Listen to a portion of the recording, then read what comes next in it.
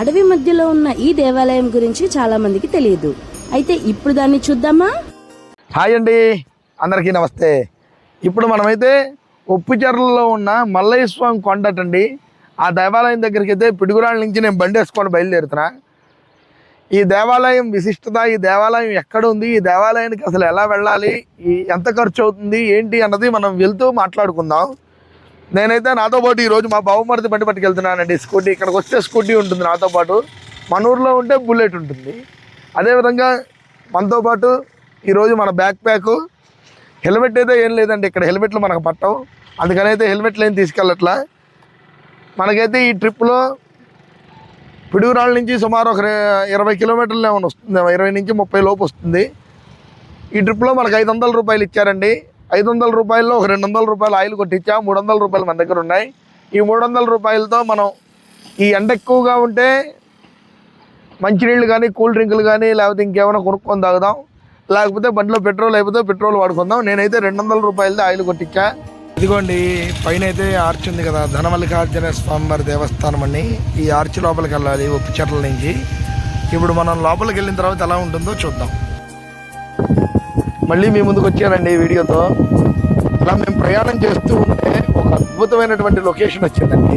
దీన్ని చూస్తుంటే ముందుకు ప్రయాణం చేయాలన్నా ఆగి మీకోసం చూపిస్తున్నా, చూడండి ఒకసారి. సన్నటి మిర్చి, ఒక కారు తప్ప మరొక కారు పట్టదు. మా బండి ఇక్కడ ఆపేశాం. ఆ తర్వాత ఇటు చూస్తే కృష్ణా నది మారుతోంది. ఇది దక్షిణం నుంచి ఉత్తర సమాప్తిగా వెళ్తుందండి కృష్ణా నది. అంటే ఇదిగోండి, ఇప్పుడైతే రోడ్డు అంతా ఇలాగే ఉంది. ఇది నాకు తెలిసి వానాకాలం ఈ రోడ్లో ప్రయాణం చేయడం కష్టం అనుకుంటండి. చుట్టూ వరి పొలాలు. మరి నా వాయిస్ అలా వినపడుతుందా? వెళ్ళే దారిలో చిన్న చిన్న సెలయేర్లు. ఈ దారిలో ప్రయాణం చేయాలంటే మీ యొక్క ఓపిక చేయలేమండి.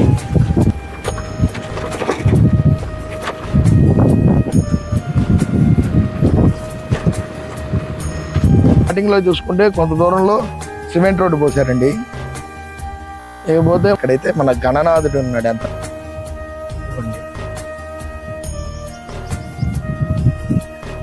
గణాధిపతి చూసుకోండి, ఇక్కడ నెలకొన్నాడు. ఇకపోతే ఇది మారేడు చెట్టు. ఇక్కడేమో వినాయకుడికి ఎదురుకుండానే ఆయన అన్నగారు అయినటువంటి కుమారస్వామి.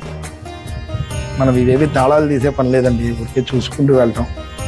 ఇవన్నీ నేను కుమారస్వామి, ఇవన్నీ సాయిబాబా. ఇక్కడ పెద్ద పెద్ద గట్లుగా కనపడుతున్నాయి కదండి, అవన్నీ ఏంటనుకుంటున్నారు? వానలు పడకపోతే ఆ పై నుండి స్వామివారి దగ్గర నుండి పొంగలైతే పోస్తారండి. వరద పాస్యం అంటారు. మీకు ఐడియా ఉందని అయితే అనుకుంటున్నాడు.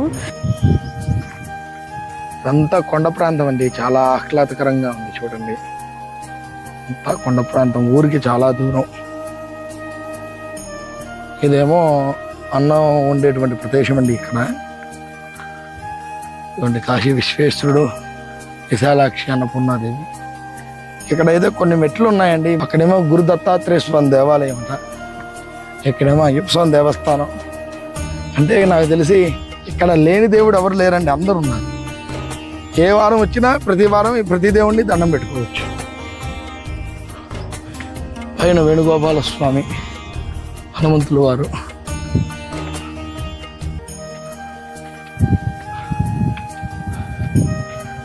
ఇక్కడ ఇది రీసెంట్గానే ప్రతిష్ఠ చేసినట్టున్నారండి. ధ్వజస్తంభం, నన్నెత్తి మీద సూర్య భగవానుడు. కొలను ఒకటి ఉందండి, నీటి కొలను, కానీ నీళ్లు బాగోలేదు. పులికి రాగానే ముందు ఇక్కడ మనకి గణపతి స్వామివారి దర్శనం ఇస్తారు. ఆ తర్వాత నందీశ్వరుడు, ఇక ఆ తర్వాత శంకరుడు చూసుకోవచ్చు. లోపల దేవాలయం. ఇక్కడ చిన్న సెలయేరు ఏర్పడిందండి. అది పూర్వం నుంచి దానంతటి అదే ఉందనుకుంటున్నాం. అయితే నేను అనుకోవటం అయితే ఈ కొండ మీద నీరంతా కూడా దీని నుంచి ఇలా కారి అక్కడ నీరు అలా స్ట్రాక్ అయిపోతున్నాయేమో అని నా ఆలోచన. మరి ఈ నీళ్ళు ఎక్కడి నుంచి వస్తాయో మిగతా ఎక్కడికి ఎవరికి తెలియదు. ఎందుకంటే ఇగోండి ఇక్కడ నీళ్లు కూడా మోకాళ్ళలోతే ఉన్నాయి, కానీ బండరాయి మీద ఉన్నాయి కాబట్టి రాతిలో నీళ్లు పైకి ఏమైనా ఊరుతున్నాయేమో అని ఇంకొక ఆలోచన.